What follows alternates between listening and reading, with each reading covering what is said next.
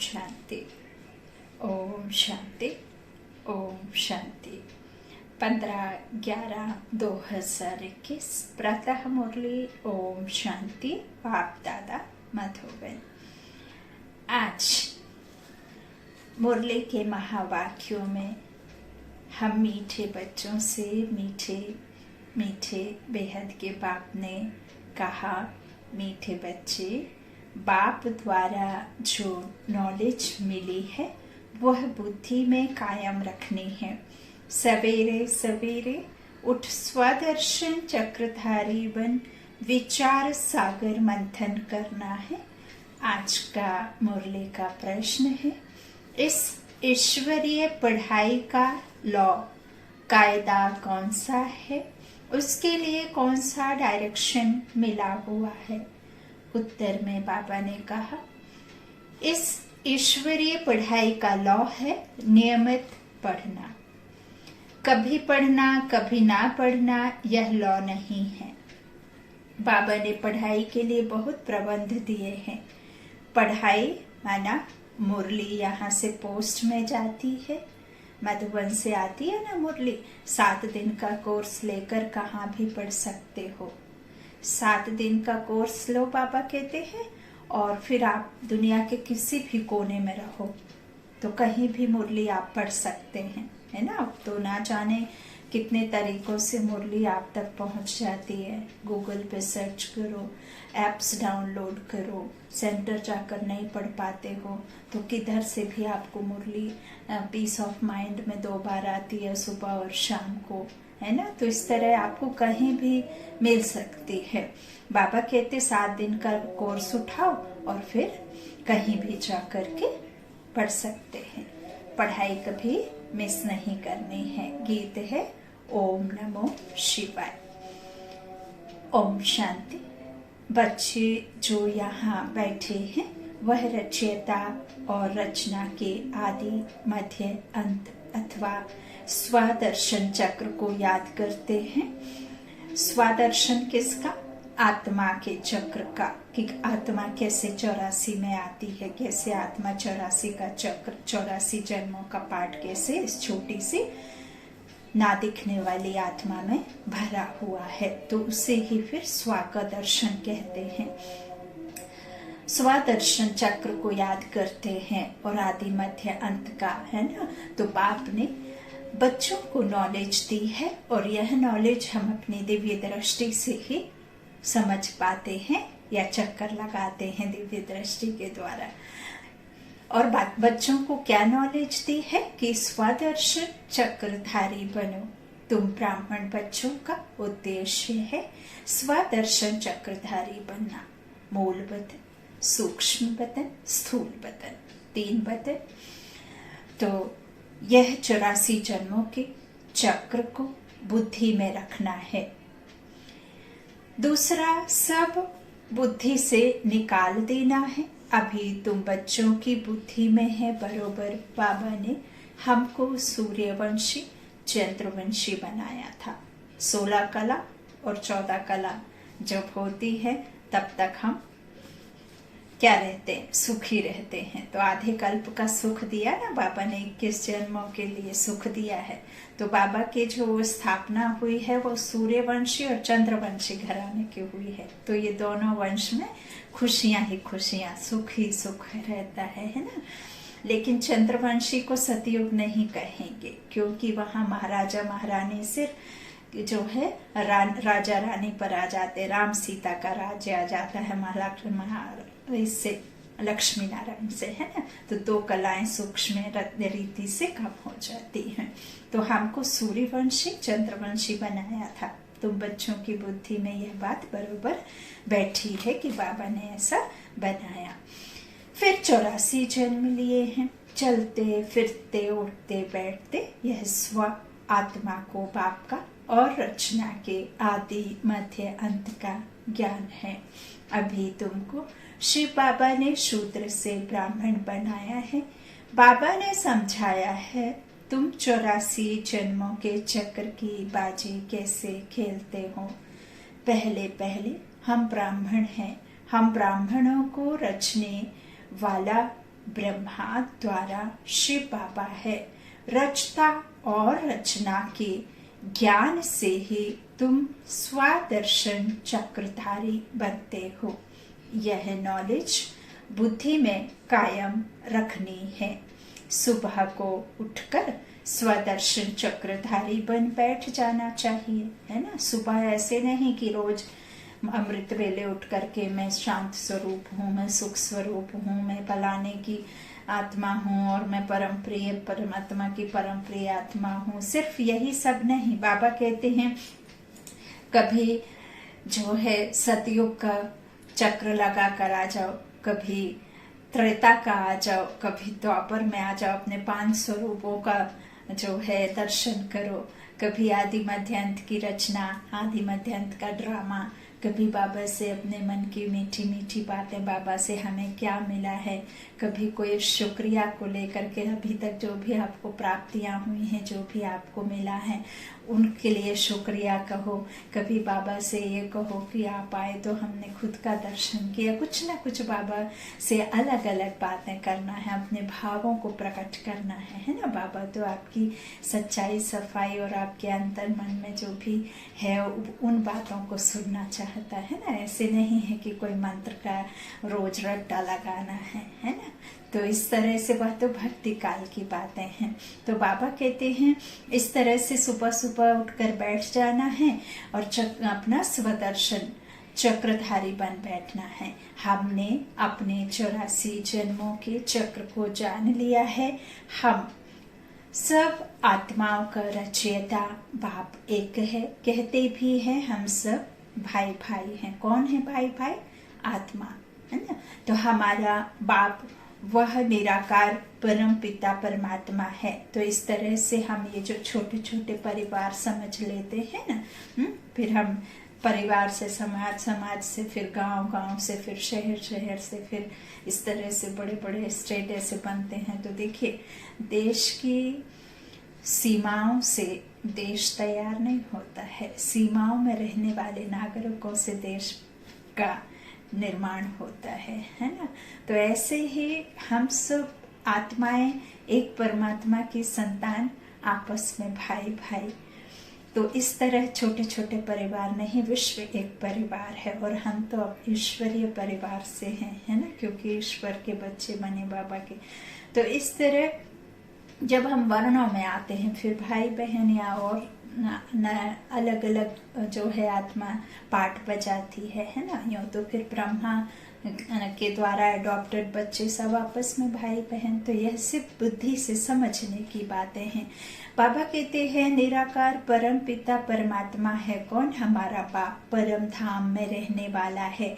हम भी वहाँ रहते थे, वह हमारा बाबा है। बाबा अक्षर बहुत लवली है, स्वीटेस्ट है। शिव बाबा के मंदिर में जाकर कितनी पूजा करते हैं, बहुत याद करते हैं। बाबा कहते हैं मैं तुमको मनुष्य से देवता बनाता हूँ, तुच्छ बुद्धि से स्वच्छ बुद्धि बनाता हूँ। तुच्छ बुद्धि अर्थात शूद्र बुद्धि से स्वच्छ बुद्धि बनाया था, अर्थात ऊंच बुद्धि पुरुषोत्तम बुद्धि बनाया था। सभी पुरुष स्त्री इन लक्ष्मी नारायण को नमन करते हैं, परंतु यह नहीं जानते यह कौन है, कब आए, क्या किया। बाप ने समझाया है यह भारत अविनाशी खंड है, क्योंकि अविनाशी बाप परम पिता परमात्मा की भी जन्मभूमि है ना। अवतरित भूमि जन्मभूमि है ना। शिव रात्रि जिसे कहते हैं, शिव जयंती, वही तो बाबा की अवतरण जयंती। तो बाबा कहते हैं कि यह मेरी भी जन्मभूमि है। पतित पावन सर्व के सदगति दाता का जन्म स्थान है। तो यह हुआ बड़े ते बड़ा तीर्थ स्थान। इतना नशा थोड़े ही किसको है कि यह परम पिता परमात्मा की सर्व के सदगति दाता बाप की जन्मभूमि है। पतित पावन की जयंती भारत में हुई है। शिव जयंती मनाते हैं तो जरूर शिव का जन्म यहाँ ही होता है। यह बड़ा तीर्थ स्थान है, परंतु ड्रामा अनुसार किसको पता नहीं कि यह हमारे गॉड फादर अथवा माता पिता पतित पावन सर्व के सदगति दाता का जन्म स्थान है। इसलिए भारत भूमि को वंदे मातरम कहते हैं, अर्थात इस भूमि पर यह बच्चियां जो श्रीमत से भारत को स्वर्ग बनाती हैं, उनको यह नशा रहना चाहिए कि श्रीमत पर हम कल्प कल्प भारत को पैराडाइज बनाते हैं, है ना। पैराडाइज अर्थात स्वर्ग। जो जितना श्रीमत पर चलेंगे उतना ऊंच पद पाएंगे। भारतवासियों ने कल्प की आयु लाखों वर्ष लिख दी है। तुम जानते हो बाबा जिसका यह भारत जन्म स्थान है, उसने जो धर्म स्थापन किया उसकी है गीता। गीता किसने गाई यह भारतवासी भूल गए हैं। कितना फर्क हो गया है, कहाँ निराकार शिव और कहाँ श्री कृष्ण। तुम जानते हो कृष्ण की आत्मा जो गोरी थी वह अब बहुत जन्मों के अंत में तमो प्रधान बन गई है। फिर इसमें प्रवेश कर, किसमें, ब्रह्मा बाबा में प्रवेश कर इनको सो कृष्ण गोरा बना रहा हूँ। अब ये भगवान वाच्य हैं कि मैं कृष्ण की आत्मा जो गोरे थी अब बहुत जन्मों के, क्योंकि जो फर्स्ट प्रिंस वही 84 जन्म लेकर ब्रह्मा बनते, है ना। तो ब्रह्मा भी कब बनते लौकिक में, जब उनके तन का आधार स्वयं परमात्मा कहते हैं मैं लेता हूं, तब उनका नाम बदली होता है ब्रह्मा। परे ते परे रहने वाला पार ब्रह्म परम पिता परमात्मा परमेश्वर इनके तन का आधार जब लेता तब फिर उनका नाम ब्रह्मा रखते। बड़ी माँ कहो या ब्रह्मपुत्र, बड़ी नदी कहो, है ना। ज्ञान सागर उस मुख के द्वारा, गौमुख के द्वारा हमें यह ज्ञान अमृत पिलाते आत्माओं को। तो इनके अंतिम जन्म में प्रवेश कर इनको सो श्री कृष्ण अर्थात ब्रह्मा सो श्री कृष्ण, फिर वही विष्णु बनते ना, तो श्री कृष्ण गोरा बना रहा हूँ। यह सब समझने की बातें, इसलिए कृष्ण को सांवरा और गोरा, श्याम और सुंदर कहते हैं। अब श्याम और सुंदर का भी बाबा ने कई बार समझाया है राज, कि जब श्याम और सुंदर ये दोनों में अंतर क्या है। जब देवी देवता ही काम चिता पर बैठ काले होते तब वह विकारों में गिरते तो उन्हें काला कहते श्याम, और जब वह 16 कला संपूर्ण होते तो उन्हें सुंदर कहते। तो अब श्याम से सुंदर कौन बना रहा है, स्वयं परमात्मा। तो यह सतयुग का पहला नंबर सुंदर प्रिंस था। इनकी महिमा है मर्यादा पुरुषोत्तम, अहिंसा परमो धर्म। भारतवासी यह नहीं जानते कि राधे कृष्ण और लक्ष्मी नारायण का आपस में क्या संबंध है। बाप कहते हैं अब तक तुम जो कुछ पढ़ते आए हो उनमें कोई सार नहीं है। अब तुम सम्मुख बैठे हो, जानते हो बाबा 5000 वर्ष के बाद हमको फिर से राजयोग की शिक्षा दे रहे हैं। सारी दुनिया कहती है कृष्ण ने गीता सुनाई। बाप कहते हैं कृष्ण में सृष्टि के आदि मध्य अंत का ज्ञान ही नहीं है। जिस समय वो कृष्ण रहता है उस समय तो उसे ये ज्ञान होता ही नहीं है, यह तो लोप हो जाता है ज्ञान तो सिर्फ मैं ही आकर संगम पर देता हूँ।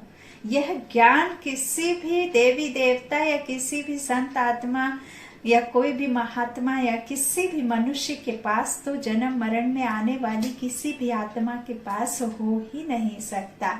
तो उस समय कृष्ण में सृष्टि के आदि मध्य अंत का ज्ञान ही नहीं है। कृष्ण की आत्मा ने आगे जन्म में यह ज्ञान प्राप्त किया है, अब कर रहे हैं, जिसका नाम मैंने ब्रह्मा रखा है। उनके बहुत जन्मों के अंत में जन्म में मैं प्रवेश करता हूँ। तुम मरजीवा बने हो ना, जीते जी इस दुनिया से अपना क्या उठा लिया है, बोरिया बिस्तर, है ना। तो न्यारे और प्यारे, है ना, शरीर से न्यारे, चैतन्य आत्माएं, शक्ति। तो तुम मरजीवा बने हो ना, किसी भी वस्तु में, किसी भी वैभव में कोई भी क्या ना रह जाए, मोह, है ना। उसे ही कहते मरजीवा, जीते जी तन से न्यारा समझ मर जाना। तो तुम्हारे अव्यक्त नाम भी रखे थे, अब नहीं रखते, क्योंकि बहुतों ने फारकती दे दी, धोखा दे देते हैं ना। तो अब बाबा ने यह वाला काम बंद कर दिया। नहीं तो बाप नाम बदलते थे, बाप का बनकर नाम रखा कर भाग जाए, यह तो शोभता नहीं है, इसलिए नाम देना बंद कर दिया। अब तुम ब्राह्मण बने हो, प्रजापिता ब्रह्मा के बच्चे, शिव बाबा के पोतरे हो। बाप कहते हैं वर्षा तुमको मुझसे लेना है, तो मुझे याद करो। डाले का वर्षा बाप द्वारा मिलता है ना। तो इनका यह बहुत जन्मों के अंत का जन्म है। सूक्ष्म वतन में जो ब्रह्मा दिखाते हैं वह तो पावन है। सूक्ष्म वतन में प्रजापिता तो हो नहीं सकता, है ना। तो बाप समझाते हैं यह व्यक्त है, झाड़ के पिछाड़ी में खड़ा है, यहाँ बच्चों के साथ योग में बैठे हैं। पवित्र फरिश्ता बनने के लिए तो सूक्ष्म वतन में दिखाना पड़े, यहाँ भी प्रजापिता जरूर चाहिए। वह अव्यक्त, यह व्यक्त, तुम भी फरिश्ते बनने आए हो। इसमें ही मनुष्य मूंझते हैं, क्योंकि यह है बिल्कुल नया ज्ञान। कोई भी शास्त्र आदि में यह ज्ञान है नहीं। भगवान एक है, ऊंचते ऊंच निराकार परम पिता परमात्मा, सब आत्माओं का बाप, उनके रहने का स्थान है परम धाम। उनको सब याद करते हैं कि आओ, हमारे ऊपर माया का परछाया पड़ गया है, पतित बन गए हैं। यह बातें नई की बुद्धि में बैठेंगी नहीं। अब तुम रचना के आदि मध्य अंत को जानते हो। सतयुग में हम बहुत थोड़े राज्य करते थे, वहाँ अधर्म की बात हो नहीं सकती। शास्त्रों में कितनी बातें लिख दी हैं, परंतु उनमें कोई सार नहीं है। बाबा कहते सीढ़ी उतरते उतरते अब अंत में आकर पतित बने हैं। अब तुम जंप करते हो, उतरने में 84 जन्म लगे, जंप सेकंड में करते हो इस छोटे से संगम युग में। और जिसको तीर लग जाए तो 7 रोज में ही, जो बाबा का जैसे ही ज्ञान में आए, जैसे ही 7 रोज की भट्टी में पड़ के और बस तीर लग गया। जैसे ही खुद को आत्मा निश्चय किया और परमात्मा के खुद को सानिध्य में रहे, उनके महावाक्यों को धारणा में लाए, देव गुणों को धारण किया और बस बदली हो गए। जंप लग गई, है ना। उतरने में 84 जन्म और जंप करने में सेकंड। तो बाबा कहते तुम बच्चे अब राजयोग सीख रहे हो, फिर शांति धाम में जाकर सुख धाम में आ जाएंगे। यह है दुख धाम। पहले तुम आए हो तो बाप भी पहले तुमसे मिलते हैं। यहाँ बाप और बच्चों, आत्मा और परमात्मा का मेला लगता है। हिसाब है ना। हमको 5000 वर्ष हुए। बाबा कहते बाप से विदाई लिए, किसको हुए? हम बच्चों को। तो पहले स्वर्ग में पाठ बजाया, वहां से पाठ बजाते बजाते तुम नीचे उतरते आए हो, है ना। देवता से फिर मनुष्य की योनि में आ गए। तो पहले स्वर्ग में पाठ बजाया, फिर वहां से आते आते सीढ़ी उतरते उतरते तमो प्रधान हो गए, इधर आए। फिर संगम में आकर वापस ब्राह्मण से फिर फरिश्ता बन, फिर देवता बनते हैं। तो हमसो का भी पाठ बाबा ने बताया। तो अभी तुम बच्चों, अभी तुम बाप के पास आ गए हो, बाकी थोड़े बहुत जो होंगे वह भी आ जाएंगे। फिर तुम्हारी पढ़ाई खत्म हो जाएगी। सबको यहाँ आना है। वहां जब खाली हो जाएगा फिर बाबा सबको ले जाएगा। कहाँ की बात बाबा कर रहे हैं? 1st फ्लोर की, शांति धाम की। मूल वतन बाबा ने 3 बताए हैं ना। तो बाबा कहते जब वो धाम खाली हो जाएगा तो यहाँ से फिर सबको ले जाऊंगा, है ना। जब तक वो खाली ना हो तो यहाँ से जाना शुरुआत नहीं होगी। तो यह समझने की बातें हैं। पढ़ना है, स्कूल में कभी जाना कभी ना जाना यह लॉ नहीं है। बाबा ने पढ़ाई के लिए बहुत प्रबंध भी दिए हैं, नहीं तो कभी भी किसके पास पढ़ाई पोस्ट में नहीं जाती है। यह बेहद की पढ़ाई पोस्ट में जाती है। कितने कागज छपते हैं, कहाँ कहाँ जाते हैं। 7 दिन का कोर्स लेकर फिर कहाँ भी पढ़ते रहो। इस समय सभी आधा कल्प के रोगी हैं, इसलिए 7 रोज भट्टी में रखना पड़ता है। यह 5 विकारों की बीमारी है।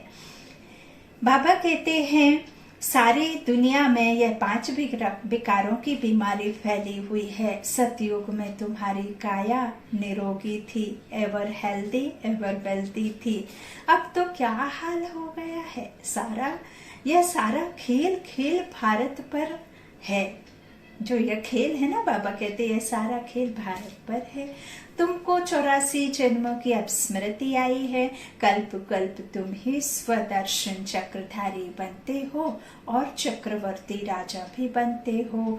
यह राजाई स्थापन हो रही है, इसमें नंबरवार पद होंगे। प्रजा भी अनेक प्रकार की चाहिए।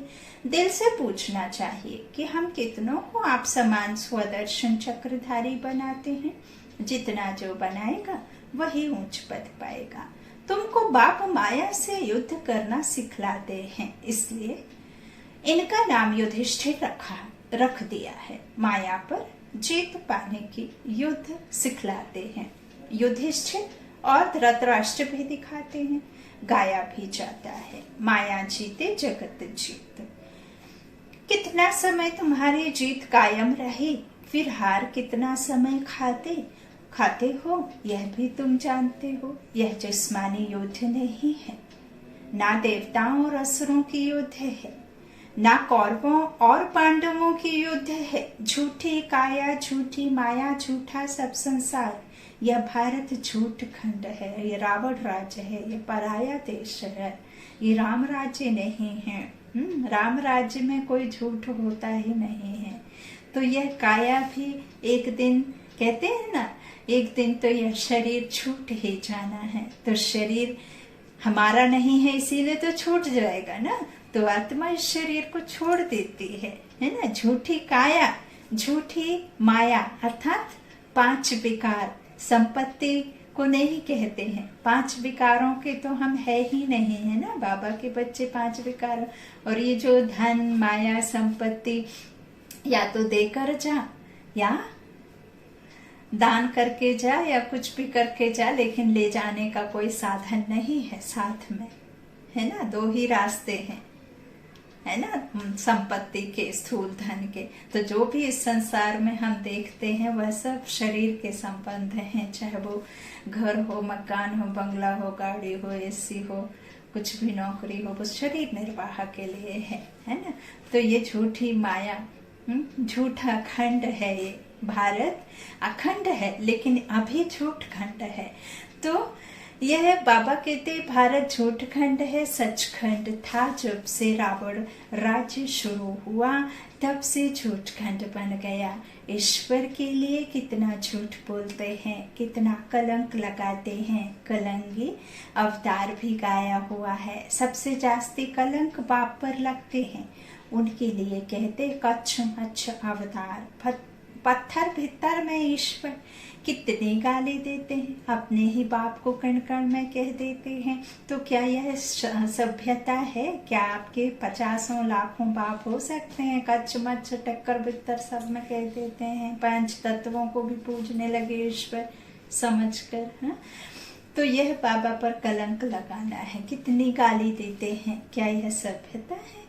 अभी तुमको रोशनी मिली है, तुम जानते हो बाप हमको रचता और रचना के आदि मध्य अंत का राज समझा रहे हैं। तो जो और कोई नहीं जानते, बाप ही सदगति दाता है।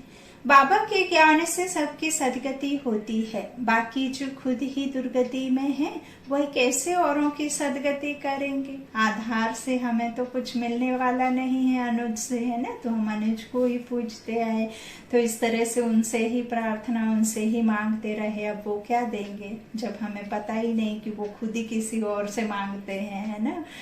तो इस तरह से बाबा कहते जो दुर्गति जिसकी हुई, जो दुर्गति सदगति और जो नीचे गिरने में आते हैं, जिनके जन्म मरण होते हैं, वो कैसे किसी और को उस बात का राज बताए कि कैसे हमें हमारी दुर्गति हुई तो अब कैसे सदगति होएगी, है ना। तो जो जन्म मरण में नहीं आता, जो सदगति देने वाला है, जो संपूर्ण है, जो एवर प्योर है, वही तो फिर इस सब का बताएगा। तो इस तरह बाबा कहते हैं तुमको आकर राजाओं का राजा बनाता हूँ, तुम ही पवित्र पूज्य थे, अब आकर पुजारी बने हो पवित्र राजाओं की। अपवित्र राजाएं पूजा करते हैं। सतयुग में डबल सिर ताज थे, विकारी राजा होते हैं तो सिंगल ताज रहता है, वह भी महाराजा महारानी, परंतु पवित्र और अपवित्र जाकर माथा टेकते हैं। वह भारतवासी पवित्र प्रवृत्ति मार्ग वाले, वही भारतवासी पतित प्रवृत्ति मार्ग वाले बनते हैं। अब बाप कहते हैं तुम्हारा इस मृत्यु लोक में अंतिम जन्म है, तुम्हारा अभी मैं आया हूँ तुमको फिर से सतयुग में ले जाने। यह मूसलों की लड़ाई 5000 वर्ष पहले भी लगी थी, यह पुरानी दुनिया खलास होनी है। बाप समझाते हैं गृहस्थ व्यवहार में रहते कमल पुष्प समान, फूल समान बनना है। कमल फूल समान तुम ब्राह्मण बने हो, परंतु यह निशानी विष्णु को दे दी है, क्योंकि तुम सदैव एक रस नहीं रहते हो। आज कमल फूल समान बनते, 2 वर्ष के बाद पतित बन पड़ते हो। तुम्हारा यह सर्वोत्तम कुल है, तुम ब्राह्मण छोटे हो, फिर पुनर्जन्म लेते लेते देवता, क्षत्रिय, वैश्य, शूद्र बनते हो। शूद्र से फुट से देवता थोड़े ही बनेंगे, ब्राह्मण छोटी तो चाहिए। अब ब्राह्मणों को बाबा पढ़ा रहे हैं, तो ऐसे बाबा को फारकती थोड़ी ही देनी चाहिए। बाबा कहते हैं आश्चर्यवंत मेरा बनंती सुनंती, फिर भी भागंती हो माया के बनंती, ट्रैटर बनंती, मेरी निंदा करावंती। उसको कहा जाता है सतगुरु का निंदक, स्वर्ग का छोड़ना पावंती। बाकी वह भक्ति मार्ग के गुरु हैं, वे कोई सदगति दाता नहीं है, वह तो खुद उसे को पुकारते हैं। तो सभी आत्माओं का बाप, टीचर, गुरु एक ही निराकार बाप है। अब साईं भी है, ऊपर की तरफ इशारा करते थे। उनकी क्या गलती यदि कोई उनको भगवान मान बैठे। उन्होंने तो कभी नहीं कहा कि मैं भगवान हूं, उन्होंने तो कहा सबका मालिक एक है। अब मालिक ऊपर को कह रहे हैं और सब उनको ही मालिक बना बैठे, तो ये किसकी भूल है, मनुष्यों की या साईं की, है ना।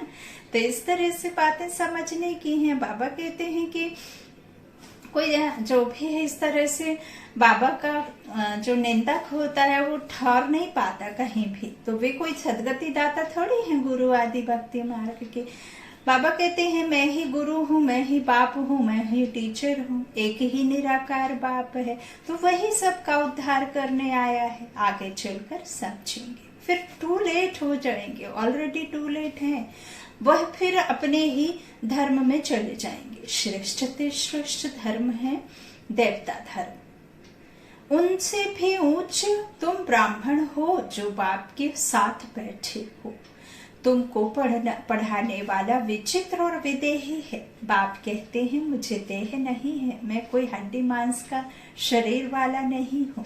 मुझे कहते हैं शिव, मेरा नाम बदल नहीं सकता, और सबके शरीरों के नाम बदले होते हैं। मैं हूँ परम आत्मा, मेरी जन्म पत्र कोई निकाल नहीं सकता। जब बेहद की रात होती है तब मैं आता हूँ दिन बनाने, अब है संगम। इन बातों को अच्छी तरह समझकर फिर धारण करना, चाहिए, स्मृति में लाना चाहिए। यहाँ तुम बच्चे आते हो, फुर्सत मिलती है, विचार सागर मंथन यहाँ अच्छा कर सकते हो। अच्छा, मीठे मीठे सीखी लाधे बच्चों प्रति माता पिता बाप दादा का याद प्यार और गुड मॉर्निंग। रूहानी बाप की रूहानी बच्चों को नमस्ते। हम रूहानी बच्चों के रूहानी माता पिता बाप दादा को याद प्यार और गुड मॉर्निंग। धारणा के लिए मुख्य सार।